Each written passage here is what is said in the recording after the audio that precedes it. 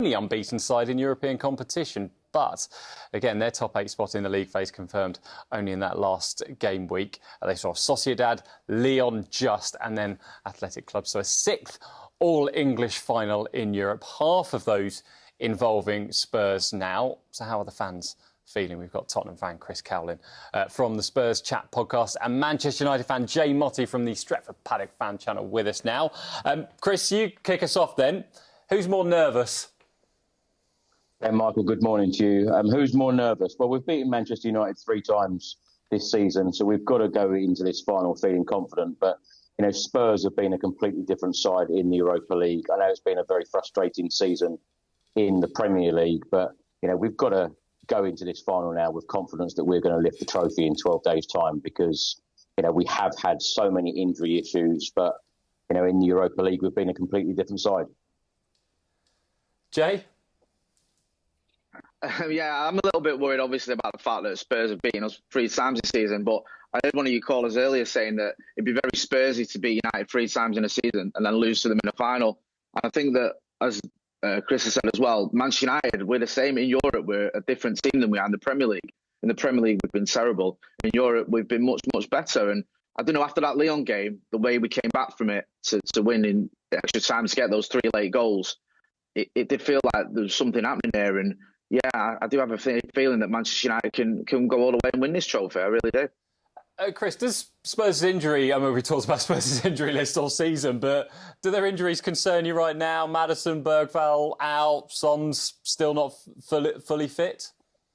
Yeah, of course, they're the big creative players. You know, a couple of leaders in there in Maddison and Heung-min Son. Hopefully we will see Son back in the very, very near future, perhaps at the weekend against Crystal Palace. But we have been riddled with injuries all season.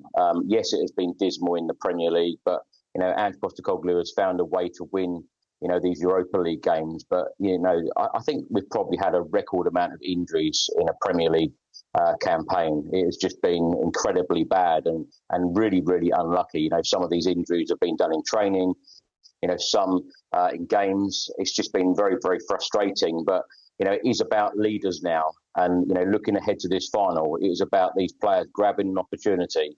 You know, do these players want to be remembered for finishing 16th in the Premier League table, or do they want to be heroes? And they can be heroes this season if we lift that trophy.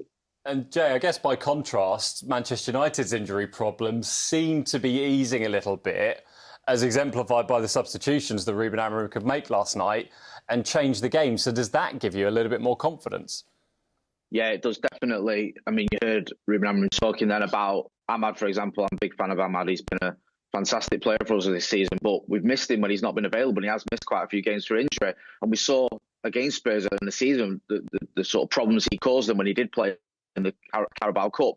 So having him back available is massive. Having Mason Mount back and also playing well as well. Yesterday was probably I know it was only a bit of a cameo, but his best performance in the United shirt, and he's timing that perfectly. And then you've got also Luke Shaw, who'd almost become the forgotten man at Manchester United. He started playing a lot more football recently. So we're still missing 1 or 2 players. Lisandro Martinez is a big miss for me. But having those players back, having them available, and the fact that, look, the league, it's done. It doesn't matter, really. I know it always matters to try and win football matches, but you focus now on this final. You can rest players if you need to, sort of wrap them in cotton wool and just make sure they're available for the game that has so many repercussions, as other people have mentioned, not just for this season and lifting a trophy, but getting into the Champions League next season and what that can bring to the club as well. Chris, do you know what? It's interesting me, we've just been speaking to Ben about it, is if Ange is to win the trophy, what's going to be his future? What are the fans thinking? What's your feeling on it? Michael, that's such an interesting question and point because, you know, I speak to a lot of Spurs fans every single day, and some of them are saying that, you know, if Ange delivers this trophy, a statue needs to be put outside the Tottenham Hotspur Stadium.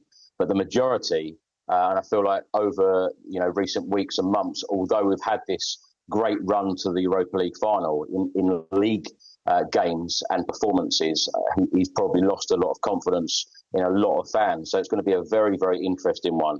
You know, the decision that Daniel Levy and the board make in the summer. But then again, Ange Postecoglou could deliver the trophy in his second season yet again, as he said many times, and then say, well, there's your trophy, I'm off. You know, you never know what happens in football, but it is going to be a very, very interesting situation. How can Spurs sack a manager when somebody could potentially lift your first European trophy in over 40 years and the first major trophy at the football club in 17 years? So it's going to be a very, very interesting one, but no one can ever guess what the football club do. Jay, Manchester United have already enjoyed Bilbao so far this season. I think UEFA releasing, 15,000 tickets to both sets of fans. Already having a look at some of the flight prices. They're sky high. The hotel prices are matching it. One, are you going to be going? And two, is all that cost going to be worth it, do you think? Well, yes, I am going to be going. And it'll be, I think it'll be worth it if you win. It's never nice going to a final if you lose. And it's always a horrible journey back, especially in Europe. But yeah, listen, United have had such a bad season. It's been woeful that this could give us a proper boost at the end of it. Similar to last season. Last season was pretty bad, not as bad as this one. But that FA Cup final just lifted everyone and you ended on a massive high. And it'll be the same this time round. If we can lift a European trophy and get into the Champions League, then yeah, it'll be a fantastic evening in Bilbao. Chris, same for you? Absolutely. I booked my flights a couple of weeks ago.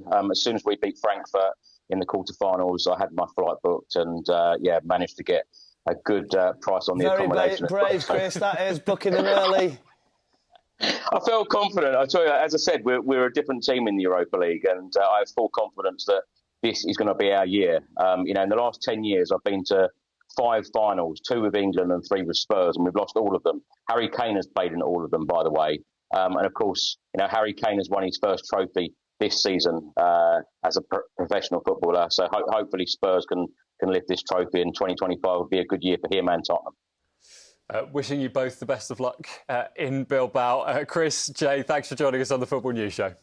Thank you. Thanks, lads. Thank you.